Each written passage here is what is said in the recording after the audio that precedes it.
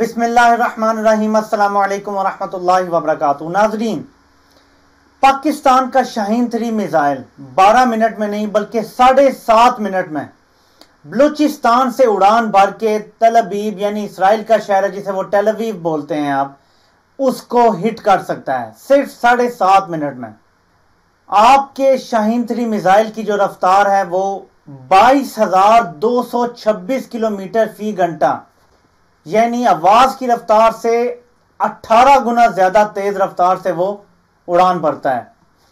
अब इसराइल के पास जो डिफेंस सिस्टम है आयरन डोम के हैं उसको, या आप अमेरिका ने जो थर्ड मिसाइल उसे दिया है, ये जो थर्ड मिसाइल है ये तो मीडियम रेंज बैलिस्टिक मिसाइल के लिए, लेकिन ये जो आयरन डोम है ये सिर्फ जो बहुत छोटे लेवल के मिसाइल होते हैं जैसे हमास की तरफ से आते हैं, ये सिर्फ उनके लिए। इसकी मैक्सिमम रेंज 60-70 किलोमीटर तक है, इससे ज्यादा इसकी रेंज नहीं है। तो जो छोटे लेवल पे सस्ते हमास के जो मिसाइल हैं जिनके बारे में ये कहा जाता है कि वो बनाने में 500 से $1000 खर्चा आता है टोटल, वो जो आते हैं इसराइल की तरफ, उसको रोकने के लिए आयरन डोम बना है। आयरन डोम से शाहीन 3 को तो बिल्कुल नहीं रोका जा सकता, लेकिन जो थर्ड मिसाइल है जो अमेरिका ने दिया है उसका सिस्टम ऐसा है कि वो मल्टीपल टारगेट्स को इंगेज कर सकता है और रोक सकता है। अब इसका तोड़ पाकिस्तान ने क्या निकाला है, क्योंकि इधर आप देखें अगर इंडिया, तो उसका अपना डिफेंस सिस्टम तो नाकाम हो चुका है, लेकिन उसने रूस से S-400 मिसाइल जो है वो उसकी डील कर लिया है। अब S-400 मिसाइल के बारे में ये कहा गया है कि वो 100 से ज्यादा टारगेट को एक वक्त में इंगेज कर सकता है, यानी आप 100 मिसाइल अगर फेंकें तो उन सबको इंगेज करने की सलाहियत रखता है। S-400 मिसाइल इतना एडवांस है। इसका तोड़ ये निकाला है कि पाकिस्तान ने MIRV मिसाइल बनाए, एक अबाबील के नाम से, जिसकी ऑफिशियल रेंज है 2200 किलोमीटर, यानी इंडिया में डीप अंदर तक जा सकता है। लेकिन दूसरे जो हमारा शाहीन 3 है ये भी MIRV मिसाइल है। MIRV का नाज़रीन मतलब यह है कि multiple independent re entry vehicle, यानी कि एक मिसाइल के अंदर आपने डिफरेंट वॉर हेड्स लगाए हुए हैं। वो 5 हो सकते हैं, वो 10 हो सकते हैं, वो ये डिपेंड करता है। उसमें सब के अंदर एटमी मवाद भी हो सकता है और हो सकता है कुछ सिर्फ डिकॉय हो यानी फेक हो, सिर्फ दुश्मन के जो डिफेंस सिस्टम है उसको तोड़ने के लिए। अब तरीकाकार यहाँ पे क्या इस्तेमाल किया जाता है मैं आपको बता रहा हूं, क्योंकि ये इंफॉर्मेशन जो है ये अवेलेबल है, बुक्स में अवेलेबल है जो सिक्योरिटी पर लिखी गई है मिसाइल सिस्टम पे। आप गूगल करें, आपको ये इंफॉर्मेशन मिल जाएगी। इसलिए मैं कोई ऐसी बात नहीं बता रहा जिससे कि कोई बात लीक होने का खतरा है। सारी दुनिया के पास ये टेक्नोलॉजी है, पाकिस्तान के पास भी है, तो मैं सिर्फ एक्सप्लेन कर रहा हूं कि हम लोगों को समझ आए कि जो S-400 भी इंडिया ले रहा है उससे इंशाल्लाह पाकिस्तान को कोई खतरा नहीं है। पाकिस्तान क्या करता है इस सिचुएशन में कि अपना मिसाइल लॉन्च करता है जिसमें डिकॉय किस्म के MIRV वो यूज करता है, जो हो सकता है किसी एक में भी जो है वो उसने न्यूक्लियर वॉरहेड न डाला हो। वो ये करते हैं कि इंडिया के डिफेंस सिस्टम को इंगेज करता है, इंडिया अपना डिफेंस सिस्टम एग्जॉस्ट कर देता है मिसाइल हमले को रोकने के लिए। अब हम एक फेंकते हैं मिसाइल, 3-4 फेंक देते हैं जिसमें हम अपना एटमी मवाद जाया नहीं करते। उसके बाद जब उनका डिफेंस सिस्टम हम देखते हैं कि कुछ एग्जॉस्ट हो गया है, फिर हम लॉन्च करते हैं अबाबील मिसाइल और शाहीन 3 मिसाइल। ये दोनों MIRV केपेबल मिसाइल हैं। ये जब अपने टारगेट को हिट करते हैं तो ये एक मिसाइल नहीं लगता, जाके मल्टीपल निकलते हैं उसमें से, और वो डिफरेंट टारगेट्स आप सेट कर सकते हैं और उस पर जाके वो हिट कर सकते हैं। अब इसमें रिस्क ये है, जहां तक बात आती है इसराइल की, कि इसराइल का डिफेंस सिस्टम तो बहुत मजबूत है। अगर आप मीडियम रेंज का देखें तो थर्ड मिसाइल उनके पास है डिफेंस सिस्टम, अगर आप शॉर्ट रेंज पे देखें तो उनके पास आयरन डोम है। लेकिन एक छोटा सा मुल्क होने के नाते, थोड़ी सी आबादी होने के नाते, और याद रखें कि ये जो ज़ायनिस्ट ज्यूज हैं जो इस तरह के काम दुनिया में कर रहे हैं, तबाही मचा रहे हैं, वो एक एक जान को बड़ा कीमती समझते हैं। ये एक नोन फैक्ट है कि 9/11 जिस वक्त हुआ एक भी यहूदी ट्विन टावर्स में मौजूद नहीं था। इत्तेफाक कह लें या प्लानिंग कह लें कि उस दिन तमाम यहूदियों की या छुट्टी थी, उनका कोई त्यौहार था, या वो सब छुट्टी ली हुई थी उन्होंने। 4000 से ज्यादा यहूदी वर्ल्ड ट्रेड सेंटर की जो 2 बिल्डिंग्स तबाह हुई हैं वहां पे काम करते थे किसी ना किसी सूरत में, किसी दुकान में सेल्समैन, किसी जगह, मतलब डिफरेंट उनके जॉब्स थे। उनमें से एक भी मौजूद नहीं था अंदर। बताने का मकसद यह है कि ये अपनी जानों की बहुत हिफाजत करते हैं। अब क्या इसराइल ये रिस्क लेने के लिए तैयार है कि पाकिस्तान अपना शाहीन 3 और अबाबील की रेंज तो 2200 किलोमीटर है, लेकिन पाकिस्तान ऑफिशियल रेंज अपने मिसाइलों की कम क्यों बताता है? मैं इसके बारे में आगे चल के आपको डिटेल बताता हूं कि इसकी क्या वजह, रीजन क्या है और किस वजह से मैं भी ये समझता हूं कि इस टॉपिक पे टीवी पे बात नहीं होनी चाहिए थी। अब क्योंकि हो गई है तो एक्सप्लेन करना दोस्तों को बहुत जरूरी है कि करेक्ट इंफॉर्मेशन क्या है और पाकिस्तान एक्चुअली अपना जो नजरिया रखता है वो क्या रखता है, पाकिस्तान का जो बयानिया है इस मामले में वो क्या है, यह बताना आपको बहुत जरूरी है नाजरीन। तो आप सारी वीडियो प्लीज जरूर देखें क्योंकि मैं इंपॉर्टेंट बात आपको आज बताना चाह रहा हूं। जो आपका अबाबील मिसाइल है ना, वो ऑफिशियली तो 2200 किलोमीटर है, लेकिन उसकी रेंज 3000 तक भी जा सकती है। और इसराइल का जो शहर है तल अबीब वो 2934 किलोमीटर है बलूचिस्तान की, अगर आप बिल्कुल एंड से वहां से अगर मिसाइल दागें तो बलूचिस्तान से तल अबीब 2934 किलोमीटर दूर है।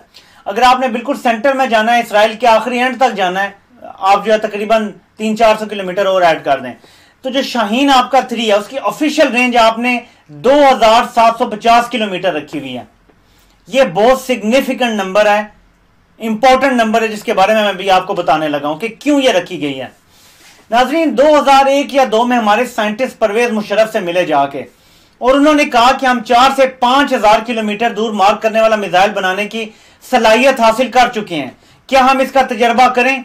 उस टाइम परवेज मुशर्रफ ने यह कहा था कि क्या आप दुनिया को यह मैसेज देना चाहते हैं कि हम इंडिया से दिफा के लिए नहीं, हम इसराइल या किसी और मुल्क को तबाह करने के लिए अपना सिस्टम बना रहे हैं? उसका अगर आप बैकग्राउंड देखें तो वो ये था कि जब हमने 98 में एटमी धमाके किए थे, हम पे शदीद तरीन माशी पाबंदियां लग गई थी। इस कदर बुरा हाल हो गया था कि वो नवाज शरीफ के गलत इकदाम जो सामने आए थे बाद में, कि नवाज शरीफ ने सारे फॉरेन करेंसी अकाउंट जो है वो बंद कर दिए थे, सारा कुछ, ताकि मुल्क की हालात को कंट्रोल किया जा सके। गो के बाद में पता चला कि बहुत गलत फैसला था, लेकिन बहुत पाबंदियां लग गई थी पाकिस्तान पे, तो बहुत पाबंदियां लग गई थी पाकिस्तान पे। ये तो 2001 9/11 उसके बाद मुशर्रफ का मानना, पाबंदियां हटी, हम मोस्ट फेवरेट नेशन बन गए, नॉन नेटो एलाई बन गए, हालात थोड़े बदल गए, लेकिन वहां भी हमने एक मैसेज दिया था दुनिया को कि हम मिसाइल सिर्फ इंडिया के लिए बना रहे हैं। वहां भी हमने ये मैसेज दिया था कि हमारा एटमी प्रोग्राम सिर्फ इंडिया के लिए है, किसी और मुल्क को खतरा नहीं है। हमारा मिसाइल सिस्टम जो है ये बनते ही हम पे मजीद पाबंदियां लगने जा रही थी। हमने फिर ये कहा कि हमारा मिसाइल सिस्टम सिर्फ इंडिया के आखिरी कोने तक हिट करेगा। इंडिया के करीब तरीन कुछ आइलैंड्स भी हैं जहां से इंडिया सेकंड स्ट्राइक कैपेबिलिटी रखता है, वहां पे इंडिया ने अपने मिसाइल सिस्टम रखा हुआ है। वहां पे वो S-400 की बैटरी भी रखेंगे ताकि इंडिया के पास सेकंड स्ट्राइक कैपेबिलिटी हो फ्रॉम लॉन्ग रेंज। तो हमने दुनिया को यह बताया कि 2750 किलोमीटर एग्जैक्टली वहां तक जाता है जहां तक हम इंडिया के हर जगह को निशाना बना सकते हैं। हम इससे ऊपर क्यों नहीं ऑफिशियली जा रहे? सिर्फ इसलिए कि 200 किलोमीटर अगर हम और ऊपर जाते हैं तो इसराइल हमारे टारगेट पे आ जाता है। जैसे ही हम ये तजर्बा करेंगे ना, सारी दुनिया हम पे पाबंदियां लगा देगी। हाँ भाई, तुम तो कहते थे कि इंडिया के लिए हमारा डिफेंस सिस्टम है, ये तुम इसराइल की तरफ किधर आ रहे हो? और जैसे मैं आपको अपनी पिछली वीडियोस में बता चुका हूं कि इसराइल से रिलीजियस लव है इन कंट्रीज का, ये एक मजहबी लिहाज से उनके लिए मुकद्दस जगह है, मुकद्दस लोग हैं, मुकद्दस जगह है, उसकी हिफाजत करना ये फर्ज समझते हैं अपने। क्रिश्चियन ज़ायनिस्ट और यहूदी ज़ायनिस्ट जो हैं उनका ये मानना है कि इसकी हिफाजत हमने करनी ही करनी है। तो जब आप उसकी तरफ करेंगे, आप इशारा देंगे कि हम इंडिया से भी आगे जाने लगे हैं, तो इंडिया से आगे तो कोई ऐसा मुल्क नहीं है जिसे आपने तबाह करना है। तो फिर दूसरी तरफ आपका इशारा जाएगा कि इधर तो इसराइल है, फिर आप चाइना के लिए तो नहीं कर रहे, चाइना तो आपका दोस्त है, इस तरफ आपके समंदर है। सो एक तरफ इंडिया है, एक तरफ अगर आप 3000 किलोमीटर फॉर एग्जाम्पल तजर्बा कर लेते हैं, इस तरफ इसराइल है।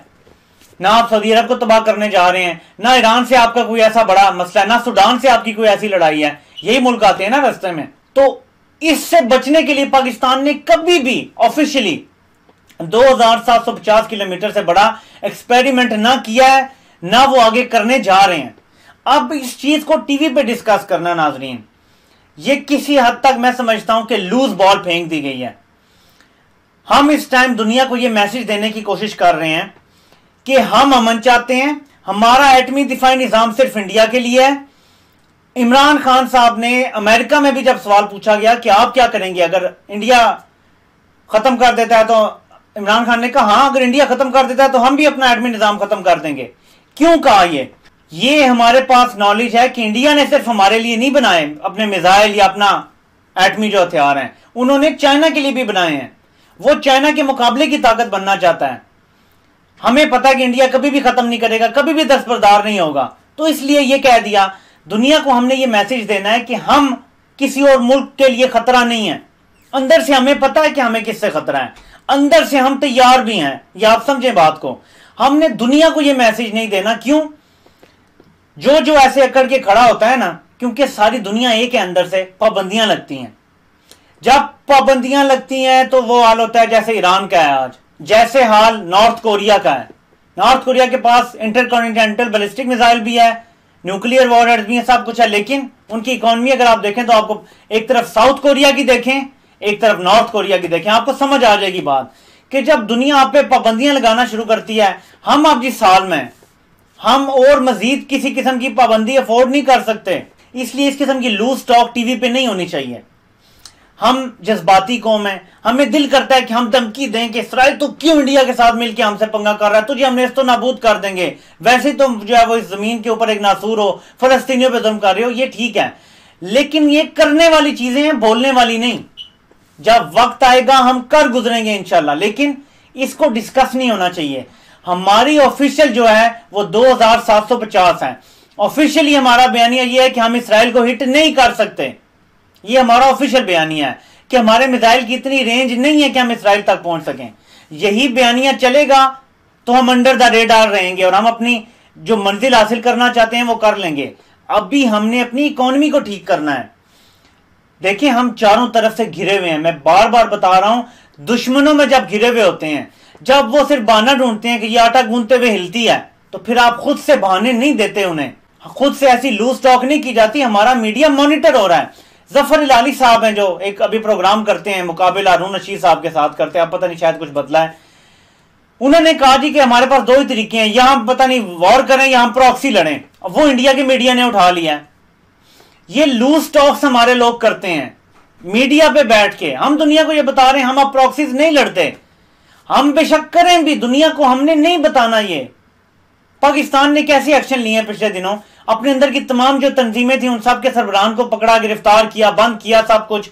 हम दुनिया को अब ये बता रहे हैं कि पाकिस्तान ना कोई प्रॉक्सी लड़ रहा है, अफगानिस्तान में अमन आने चाहिए, पाकिस्तान के हक में है कि अमन आए, दुनिया सारी में अमन आए।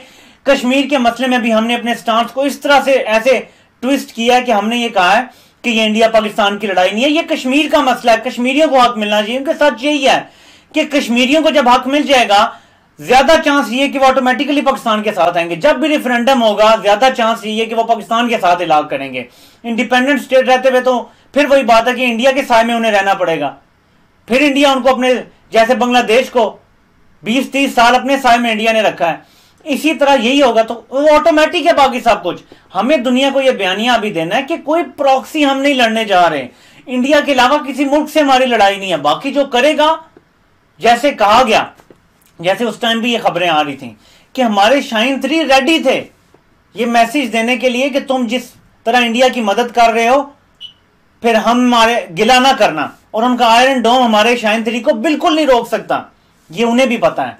और वो बिल्कुल रिस्क नहीं लेंगे कि कोई MIRV केपेबल मिसाइल उनकी तरफ आए। कोई एक भी अगर न्यूक्लियर वॉरहेड मिस हो गया, एक भी, तो इसराइल तो इतना सा है, आधा तो एक से ही तबाह हो जाना है। सोचे ना, अगर 5-7 स्क्वायर किलोमीटर पे भी तबाही फैल गई तो इसराइल में बचना क्या है, आप मुझे बताएं। छोटा सा एक मुल्क है, आबादी कितनी सी है उनकी। तो ये चीजें गौर करें कि आपके पास जो कैपेबिलिटी है वो इनफ है। उसको मीडिया पे बैठ के इतना बताना, बातें करना, ये जरूरी नहीं है। आप लोगों को ये बात मैंने आज कर दी है। मैं इस बारे में हमेशा से कम बात करता हूं। लोग जो है बहुत ज्यादा, जी अब ये हो गया, अब पाकिस्तान ये कर देगा, अब फलां जी पायलट आ गया जी, अब पकड़ लिया। अगर ये बातें हमने ओपनली करनी होती तो क्या DGISPR ना आगे बार बार बयान दे रहे होते? क्या हम इसको एज अ बार्गेनिंग चिप ना यूज करते? हमने उस पर खामोशी इख्तियार कर ली। शुरू में जो हुई बात हो गई, बेहतर यह है कि अब हम इस पर खामोशी इख्तियार करें और एतबार करें अपने इदारों पर कि उन्होंने तमाम स्ट्रेटजी बनाई हुई है। क्या उन्हें नहीं पता कि इंडिया के साथ इसराइल मिलकर ये सारा कुछ कर रहा है? क्या उन्हें नहीं पता कि राव के साथ मोसाद मिली हुई है? सब कुछ उन्हें पता है। वो उसके मुताबिक प्लानिंग बना रहे हैं, आप बस देखते जाएं। हम मीडिया पे जब ये लूज टॉक करते हैं ना, प्रॉक्सी करेंगे जी, हम जी इसराइल को उड़ा देंगे, हमारा मिसाइल जो है वो 12 मिनट में पहुंच जाएगा, ये थोड़ी लूज टॉक हो जाती है। मैं किसी की हुब्बुल वतनी में शक नहीं कर रहा, मेरे अपने जज्बात यही हो जाते हैं कि किसी मुल्क की क्यों जरूरत हो कि हमारे दुश्मन के साथ मिलकर हमारे ऊपर हमला करे। लेकिन इस टाइम हमें होश से, समझदारी से, रिस्ट्रेंट शो करके आगे चलना है। हमें सर नीचे करके फिलहाल अपने आप को इस माशी गर्दाव से निकालना है, क्योंकि अमेरिका को हमारी जरूरत पड़ी हुई है। कुछ अरसा हमें लीव वे मिल जाएगा, एक पीरियड होगा, मुआहदा अभी इनिशियल अगर हो जाता है, एक ट्रांजिशनल पीरियड चल पड़ेगा। इसके बाद वो ट्रांजिशनल पीरियड हम लंबा कर सकते हैं, 5-6 महीने, साल, उसमें हम अपनी इकोनॉमी को थोड़ा स्टेबलाइज कर सकते हैं, थोड़ा सा अपने आप को हम किसी जगह पे ला सकते हैं ताकि हम केपेबल हों किसी चीज के। वॉर ही हर चीज का हल नहीं होती, वॉर के बाद आपने आगे कुछ चलाना भी है। वॉर कर ली, आप जीत गए, सारा कुछ आपने इस्तेमाल कर दिया, पैसा खत्म हो गया, यू हैव यूज्ड एवरीथिंग, उसके बाद आप मुल्क कैसे चलाएंगे? ये सब कुछ सोचना पड़ता है। अपनी इकोनॉमी को हमने ठीक कर लिया, कोई किसी मुल्क से हमें खतरा नहीं है। इसराइल क्या, नेटो भी आ जाए हमें खतरा नहीं है। क्यों? नेटो को भी यहां पे आने के लिए अमेरिका को अपने त्यारा बरदार बहरी जहाज लाने पड़ेंगे। जितने भी वो खलीज फारस में या इधर करीब अपने लाएगा, वो सारे हमारे मिसाइलों के निशाने पर होंगे। हमारी सबमरीन में बाबर क्रूज मिसाइल फिट हैं, लो टेरेन में चलने वाले, जिनको इंटरसेप्ट करना तकरीबन नामुमकिन है। 700-800 किलोमीटर उनकी रेंज है। सबमरीन किसी भी वक्त किसी भी अमेरिका के त्यारा बरदार बहरी जहाज से 500-700 किलोमीटर दूर रह के वो लॉन्च करे, वो समंदर से निकल के उसे मार देगा। अमेरिका कभी भी रिस्क नहीं लेगा। आपको किसी भी मुल्क से जंग का खतरा नहीं है कि आपको वो खा पी जाएंगे। हमें खतरा हमारी इकोनॉमी से है, जो खराब करके गए हैं पीछे वाले। बस इस पे बात करें, जो ये अभी ओपोजिशन करने जा रही, जो मैं नेक्स्ट वीडियो इंशाल्लाह बनाऊंगा कि किस तरह ये दुश्मनों का साथ देने की कोशिश करें। बस इस पे ध्यान दें प्लीज। लूज टॉक टीवी पे बैठ के मत करें। कैपेबिलिटी हमारे पास हर चीज की है, लेकिन हम देखिए, मेरी आवाज चंद लोकल पाकिस्तानी सुनेंगे ये, लेकिन अगर आप टीवी पे बैठ के मेन स्ट्रीम आपकी आवाज अरब मुल्कों में, इंडिया में, इसराइल में भी, इवन आपने खुद कहा मेरे प्रोग्राम जो है एंड ऑफ टाइम्स उसके तर्जमे हुए और क्या ना क्या, तो दुनिया आपकी बात देखती सुनती है। प्लीज ख्याल रखें। मैं डॉक्टर शाहिद मसूद साहब आपको ये मैसेज दे रहा हूं अपनी वीडियो के थ्रू कि प्लीज ख्याल रखें। किसी वजह से हमने 2750 से ज्यादा बड़ा एक्सपेरिमेंट आज तक नहीं किया। मैं तो तिफले मकतब हूं, आप तो बहुत ज्यादा नॉलेज रखते हैं, आपको पता है इस बात का कि क्यों हमने आज तक ऑफिशियली ये नंबर एक्सेस नहीं किया। इससे ज्यादा मेरे ख्याल में मुझे कुछ कहने की जरूरत नहीं है। आप सबके सुनने का बहुत बहुत शुक्रिया।